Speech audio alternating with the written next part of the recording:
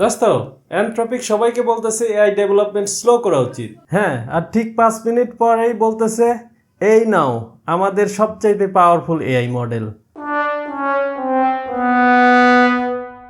1 minute কি? এটা তো এমন হলো যে জিম ট্রেনার বলতেছে যে চিনি খেও না, কিন্তু পাশেই সে চিনির দোকান নিয়ে বসেছে। একদম। নতুন এআই মডেলের নাম ক্লড ফ্যাবেল। এটা এতটাই পাওয়ারফুল যে তারা পাবলিককে এটা ইউজ করতে দেওয়ার আগে তারা একটা সেফটি ফিল্টার ইউজ করেছে। মানে আর্টিফিশিয়াল ইন্টেলিজেন্সেরও এখন প্যারেন্ট কন্ট্রোল আছে নাকি? প্রায় তাই। আর যদি সাইবার সিকিউরিটি, বায়োলজি আর এআই মডেলের ভিতরের সিক্রেট জিজ্ঞেস করো, ও বলে চালাকি করো না, এই নাও পুরনো মডেল ইউজ করো। আচ্ছা, কোডিং কেমন পারে? ডেভেলপাররা এটাকে অনেক পছন্দ করতেছে।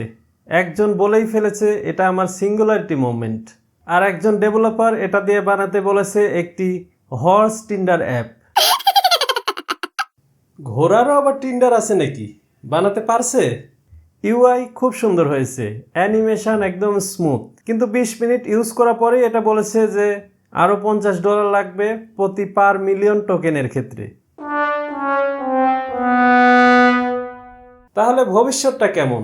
এআই বলতেছে ধীরে চলো, কিন্তু বিল পাঠাইতেছে দ্রুত পেমেন্ট করুন। আপনাকে স্বাগতম 2024 সালের এআই রেসে। আপনি যদি একবার চোখের পলক ফেলেন তাহলেই দেখবেন নতুন একটি মডেল রিলিজ হয়ে গেছে।